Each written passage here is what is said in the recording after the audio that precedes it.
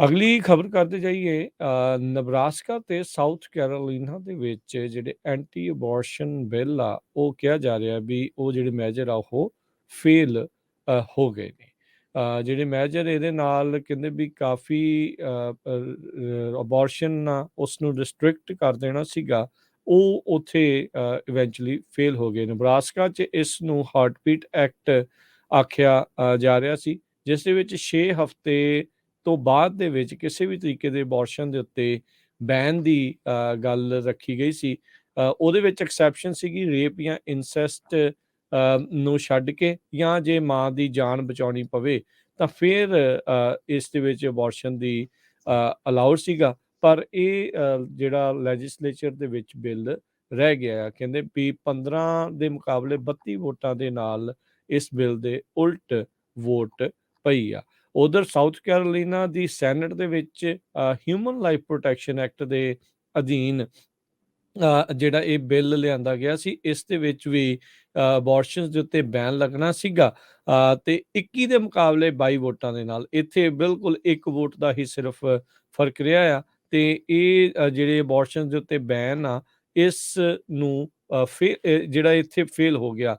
ਇਸ ਵਿੱਚ 5 ਜਿਹੜੀਆਂ ਔਰਤਾਂ ਆ ਇਹਨਾਂ ਦੇ ਸੈਨੇਟ ਦੇ ਵਿੱਚ, ਉਹਨਾਂ ਨੇ ਇਸ ਬਿੱਲ ਦੇ ਉਲਟ ਜਿਹੜੀ ਉਹ ਵੋਟ ਪਾਈ ਹੈ, ਜਿਨ੍ਹਾਂ ਚੋਂ 3 ਰਿਪਬਲਿਕਨ ਸੀਟਾਂ ਦੇ ਉੱਤੇ ਉੱਥੇ ਜਿੱਤੀਆਂ ਹੈਗੀਆਂ ਆ। ਸੋ ਹੁਣ ਇਹ ਜਿਹੜੇ ਬਿੱਲ ਨੇ ਕਿਹਾ ਜਾ ਰਿਹਾ ਆ ਵੀ ਅਗਲੇ ਲੈਜਿਸਲੇਟਿਵ ਸੈਸ਼ਨ ਦੇ ਵਿੱਚ ਅਗਲੇ ਸਾਲ ਪਹੁੰਚ ਗਏ ਆ। ਇਹ ਹੁਣ ਦੇਖਦੇ ਆ ਵੀ ਕੀ ਬਣਦਾ। ਆਪਾਂ ਦੇਖ ਰਹੇ ਹਾਂ ਉੱਦਾਂ ਮੁਲਕ ਭਰ ਦੇ ਵਿੱਚ ਅਜਿਹੇ ਬਹੁਤ ਸਾਰੇ ਬਿੱਲ ਵੱਖ-ਵੱਖ ਸੂਬਿਆਂ ਦੇ ਵਿੱਚ ਆ ਰਹੇ ਆ, ਖਾਸ ਕਰਕੇ ਜਿਹੜੇ ਰਿਪਬਲਿਕਨ ਹੈਲਡ ਮੈਜੋਰਟੀ ਵਾਲੇ ਸੂਬੇ ਆ, ਉਹਨਾਂ ਦੇ ਵਿੱਚ ਜਿਹੜੇ ਅਬੋਰਸ਼ਨ ਦੇ ਉੱਤੇ ਬੈਨ ਤੇ ਕਾਫੀ ਸਖਤ ਬੈਨ ਜਿਹੜੇ ਆ ਉਹ ਲੱਗ ਰਹੇ ਆ। ਅਗਲੀ ਖਬਰ ਕਰਦੇ ਜਾਈਏ ਨਬਰਾਸਕਾ ਤੇ ਸਾਊਥ ਕੈਰੋਲੀਨਾ ਦੇ ਵਿੱਚ ਜਿਹੜੇ ਐਂਟੀ ਅਬੋਰਸ਼ਨ ਬਿੱਲ ਆ ਉਹ ਕਿਹਾ ਜਾ ਰਿਹਾ ਵੀ ਉਹ ਜਿਹੜੇ ਮੈਜਰ ਆ ਉਹ ਫੇਲ ਹੋ ਗਏ ਨੇ। ਜਿਹੜੇ ਮੈਜਰ ਇਹਦੇ ਨਾਲ ਕਹਿੰਦੇ ਵੀ ਕਾਫੀ ਅਬੋਰਸ਼ਨ ਆ ਉਸ ਨੂੰ ਰਿਸਟ੍ਰਿਕਟ ਕਰ ਦੇਣਾ ਸੀਗਾ, ਉਹ ਉੱਥੇ ਇਵੈਂਚੁਅਲੀ ਫੇਲ ਹੋ ਗਏ। ਨਬਰਾਸਕਾ 'ਚ ਇਸ ਨੂੰ ਹਾਰਟਬੀਟ ਐਕਟ ਆਖਿਆ ਜਾ ਰਿਹਾ ਸੀ, ਜਿਸ ਦੇ ਵਿੱਚ 6 ਹਫ਼ਤੇ ਤੋਂ ਬਾਅਦ ਦੇ ਵਿੱਚ ਕਿਸੇ ਵੀ ਤਰੀਕੇ ਦੇ ਅਬੋਰਸ਼ਨ ਦੇ ਉੱਤੇ ਬੈਨ ਦੀ ਗੱਲ ਰੱਖੀ ਗਈ ਸੀ। ਉਹਦੇ ਵਿੱਚ ਐਕਸੈਪਸ਼ਨ ਸੀਗੀ ਰੇਪ ਜਾਂ ਇਨਸੈਸਟ ਨੂੰ ਛੱਡ ਕੇ, ਜਾਂ ਜੇ ਮਾਂ ਦੀ ਜਾਨ ਬਚਾਉਣੀ ਪਵੇ ਤਾਂ ਫਿਰ ਇਸ ਦੇ ਵਿੱਚ ਅਬੋਰਸ਼ਨ ਦੀ ਅਲਾਉਡ ਸੀਗਾ। ਪਰ ਇਹ ਜਿਹੜਾ ਲੈਜਿਸਲੇਚਰ ਦੇ ਵਿੱਚ ਬਿੱਲ ਰਹਿ ਗਿਆ ਆ, ਕਹਿੰਦੇ ਵੀ 15 ਦੇ ਮੁਕਾਬਲੇ 32 ਵੋਟਾਂ ਦੇ ਨਾਲ ਇਸ ਬਿੱਲ ਦੇ ਉਲਟ ਵੋਟ ਪਈ ਆ। ਉਧਰ ਸਾਊਥ ਕੈਰੋਲੀਨਾ ਦੀ ਸੈਨੇਟ ਦੇ ਵਿੱਚ ਹਿਊਮਨ ਲਾਈਫ ਪ੍ਰੋਟੈਕਸ਼ਨ ਐਕਟ ਦੇ ਅਧੀਨ ਜਿਹੜਾ ਇਹ ਬਿੱਲ ਲਿਆਂਦਾ ਗਿਆ ਸੀ, ਇਸ ਦੇ ਵਿੱਚ ਵੀ ਅਬੋਰਸ਼ਨਸ ਦੇ ਉੱਤੇ ਬੈਨ ਲੱਗਣਾ ਸੀਗਾ, ਤੇ 21 ਦੇ ਮੁਕਾਬਲੇ 22 ਵੋਟਾਂ ਦੇ ਨਾਲ ਇੱਥੇ ਬਿਲਕੁਲ ਇੱਕ ਵੋਟ ਦਾ ਹੀ ਸਿਰਫ ਫਰਕ ਰਿਹਾ ਆ।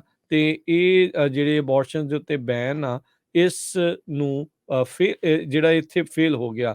ਇਸ ਵਿੱਚ 5 ਜਿਹੜੀਆਂ ਔਰਤਾਂ ਆ ਇਹਨਾਂ ਦੇ ਸੈਨੇਟ ਦੇ ਵਿੱਚ, ਉਹਨਾਂ ਨੇ ਇਸ ਬਿੱਲ ਦੇ ਉਲਟ ਜਿਹੜੀ ਉਹ ਵੋਟ ਪਾਈ ਹੈ, ਜਿਨ੍ਹਾਂ ਚੋਂ 3 ਰਿਪਬਲਿਕਨ ਸੀਟਾਂ ਦੇ ਉੱਤੇ ਉੱਥੇ ਜਿੱਤੀਆਂ ਹੈਗੀਆਂ ਆ। ਸੋ ਹੁਣ ਇਹ ਜਿਹੜੇ ਬਿੱਲ ਨੇ ਕਿਹਾ ਜਾ ਰਿਹਾ ਆ ਵੀ ਅਗਲੇ ਲੈਜਿਸਲੇਟਿਵ ਸੈਸ਼ਨ ਦੇ ਵਿੱਚ ਅਗਲੇ ਸਾਲ ਪਹੁੰਚ ਗਏ ਆ।